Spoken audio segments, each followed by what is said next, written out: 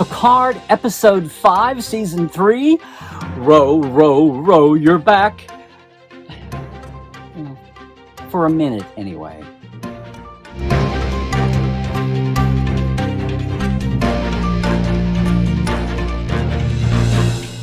Hey, it is Dr. Trek, Larry Nemecek, coming at you from the heart of Trekland through Portal 47 and letting the dust settle just a bit on all the new Trek headlines. So you don't get a quick take or a hot take. You get a second opinion from Dr. Trek.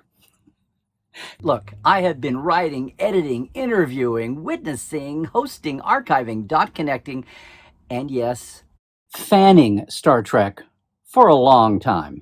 And I just want to say, so yes, Picard episode 3.5, Imposters, plural, evoking, wow, the changelings and also those among us, like Ensign Ro, and wow, it's the Ensign Ro episode, the Ensign Ro catch-up you've been waiting 30 years for, even the way it ends. But, you know, the whole thing, this whole episode really evokes the best paranoia, intensely focused paranoia. I mean, DS9 had the paranoia with the changelings. It was kind of sprinkled through the whole last few seasons, but this has got a real fine point to it. It reminds me a lot of, the original season 1 TNG episode Conspiracy, when it was just kind of thrown at you out of the blue, out of your happy-dappy 24th century new Star Trek, and they hit you with that toward the end of the first season.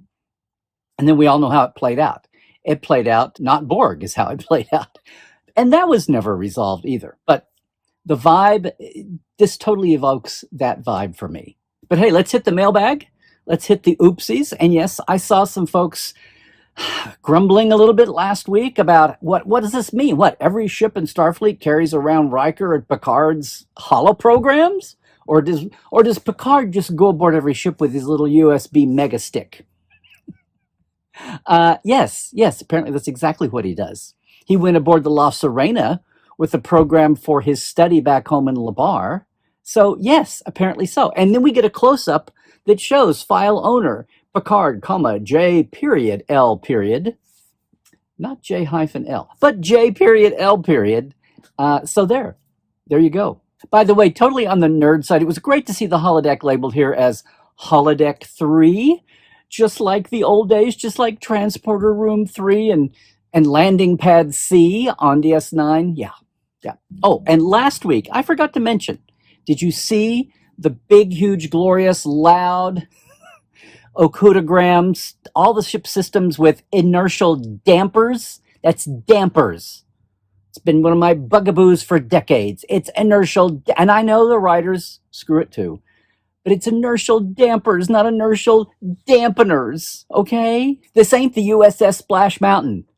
There ain't no water in Starfleet momentum protection. Occasional spigots for show, not included.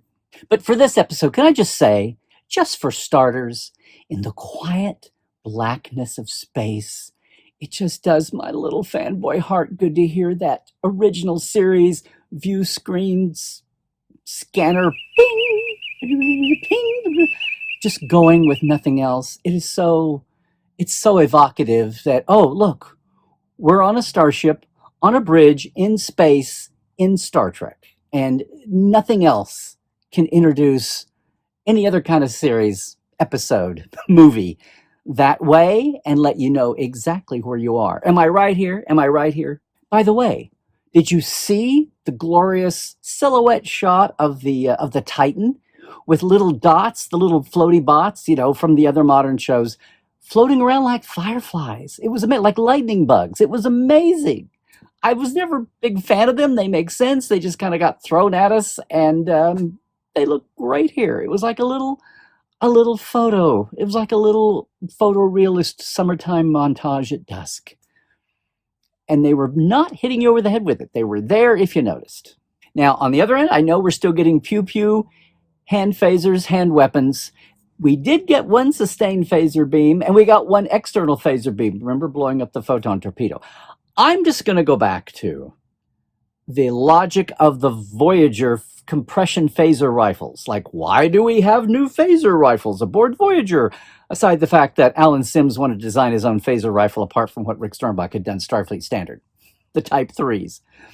But apart from that, what's the retcon version? Well, the retcon version from inside the rooms was that those were specially compressed phaser beams for when you're aboard ship and you don't want to go punching holes in walls, especially exterior walls.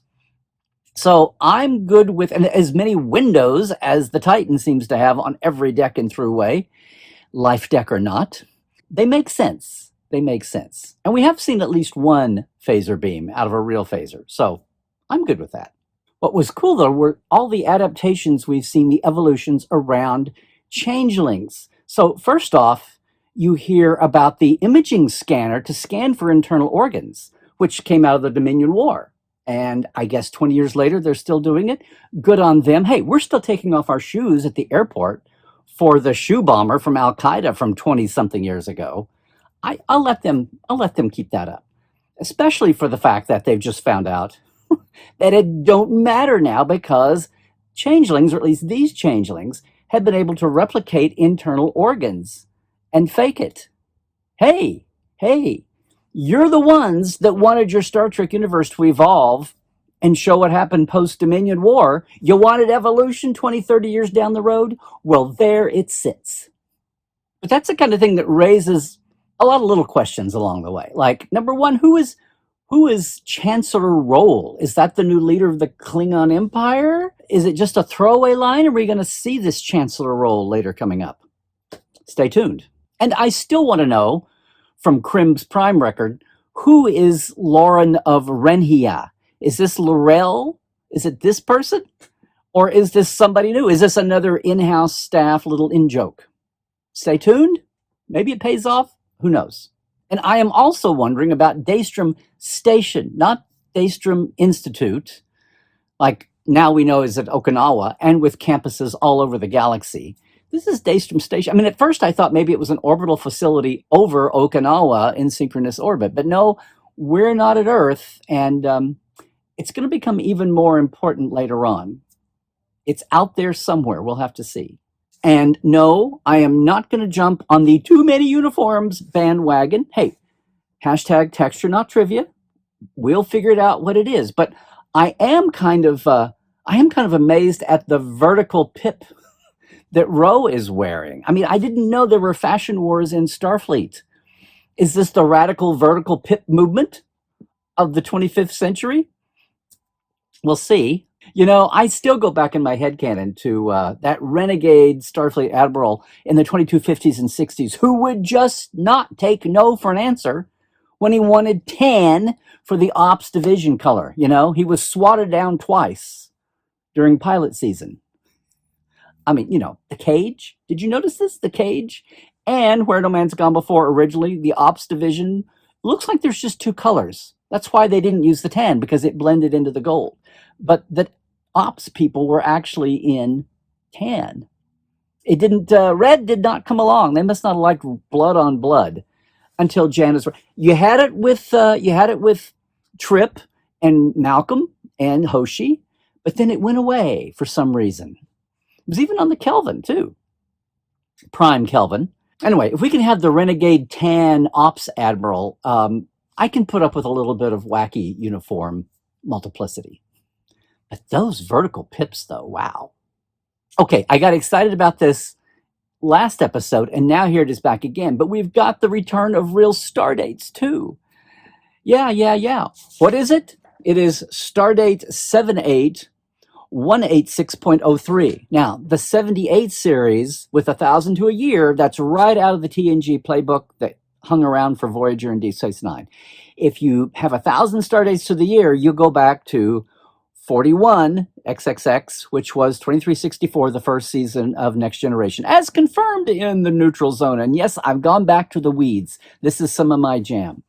But it works out to, yes, we are in 2501. In fact, Mike Okuda, back in the day, did a memo basically splitting a 365 Earth year. We can't say Terran anymore now because it's only the Mirror Universe. An Earth year of 365 days into 1,000 units, and you get basically 0.365 days per stardate unit, which means about 1 day is about 3 stardates. And maybe this is too pure for you who want to do a torpy warpy in fact, and have stardates flow with the story need. And maybe that's exactly what's happening here. But basically, if you go with the basic formula, like the classic warp formula, but if you go unadulterated, this 168-ish brings us up to about March 8th, March 9th, 68 days into the year. And is that Pioneer Week is a week later? Is it really going to be, are we literally in March 9th at this episode of that year? Well, stay tuned. We'll see how this works out. We may have to apply the stardate factor for warp space after all. By the way, we still don't know what Frontier Day is. If it's really March, a week away, that may throw into question the original explanation for Frontier Day opposed to First Contact Day, which is the day the NX-01 actually set sail with Archer and company, which we know is April 16th, 2151. And if that indeed goes back to another Federation-wide holiday that the entire Federation celebrates, even though it's really Earth-centric, we'll see about that. Oh, and what else did we learn this episode? Klingons have a self-healing body part regulation. Worf is slowing down his heart when he's injured, which seems like a great adaptation to war, as good as having redundant body organs. It reminds me, though, you know when Spock was the hot guy and the cool kids were the Vulcans. That's what Vulcans developed. Have you ever seen Private Little War? Spock could do the same thing. Vulcans could do the same thing, slow their metabolism to aid in healing, go into a self-healing trance. Well, I'm just glad, as if I'm shocked, that Klingons have been recognized being the second generation, third, fourth generations cool kids after the Vulcans. Worf does the same thing. And maybe it's augmented by his meditation study. Maybe this is Klingon yoga in action. I just say bravo. Sure, bring it on. He may have even used that when he was in agony, waiting on his second replacement spine way back in Ethics, huh? Okay, but our characters this week. So this Krim is a dirty Vulcan. Species diversity, yay! Although it's great to see him still do his fascinatings and his compute the odds. But Jack, whoa, now he's the key. Well, obviously.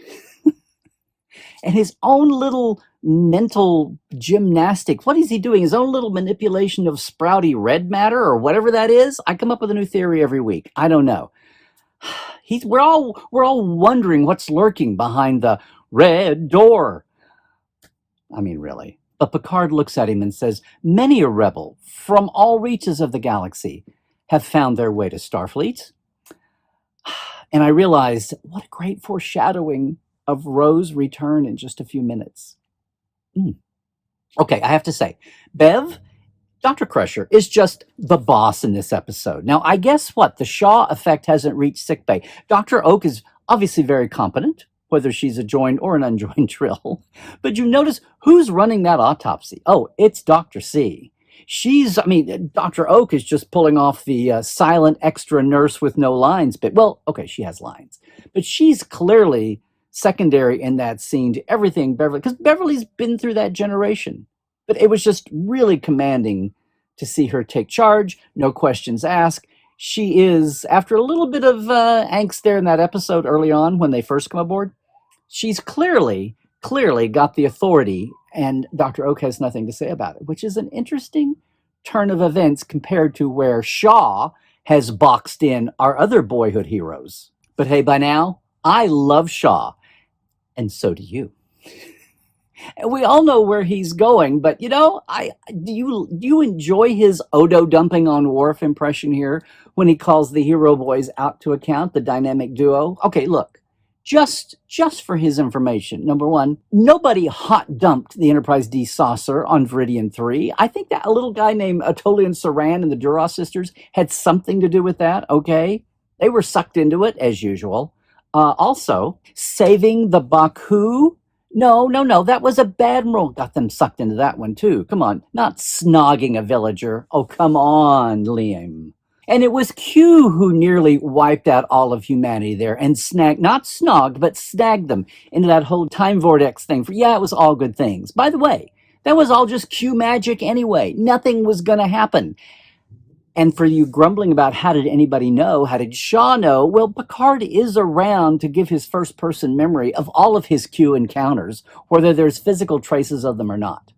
And come on, are you going to dispute the illustrious Jean-Luc and his memory of the battles with Q? No, of course not. It's all verbatim. Shaw may be rolling his eyes at it, apparently still is, but it's on the record. Give me a break. Shaw does come around when the evidence is right there plastered across his VistaVision view screen, right? Oh my God, what an ending.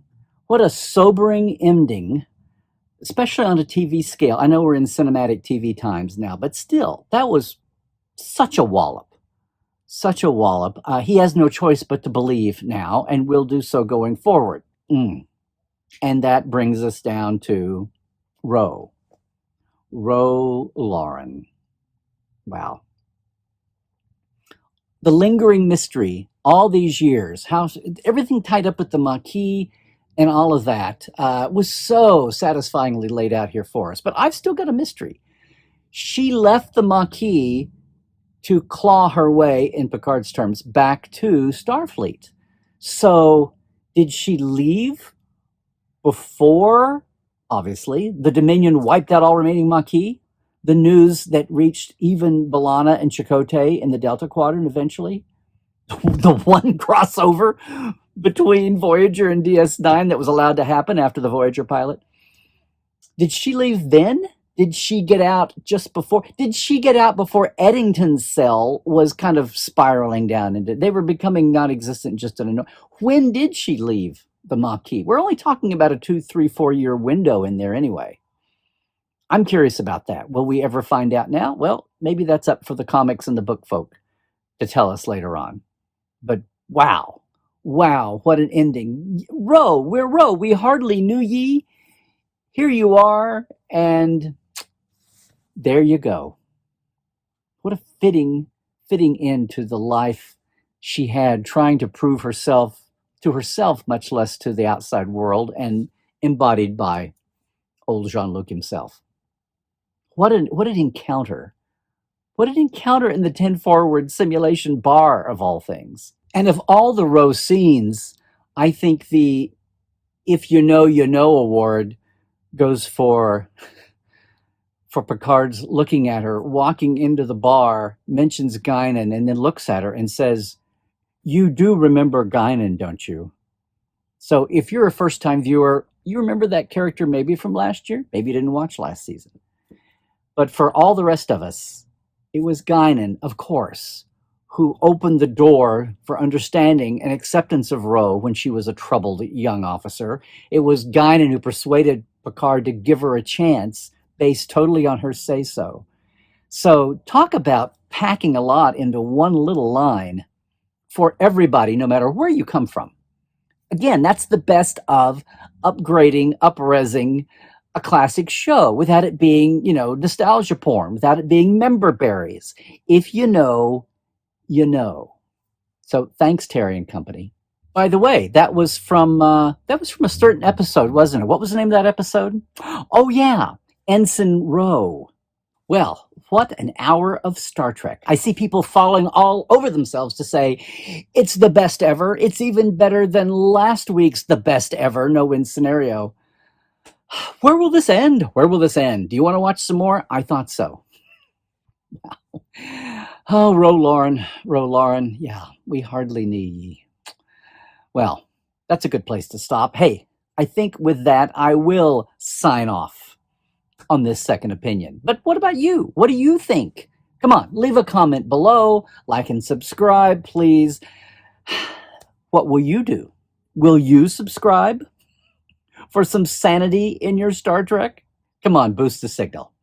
Most of all, if you appreciate, if you enjoy my Dr. Trek perspective and our point of view here at Trekland, Check out all of our podcasts, our experiences, our live streams of all kinds, including, Cadet Alice and Trekland Tuesdays Live on Tuesday afternoons, our Trekland Treks tours, the whole shebang over at LarryNemecek.com. T-Public Store, too. Trek well, everybody.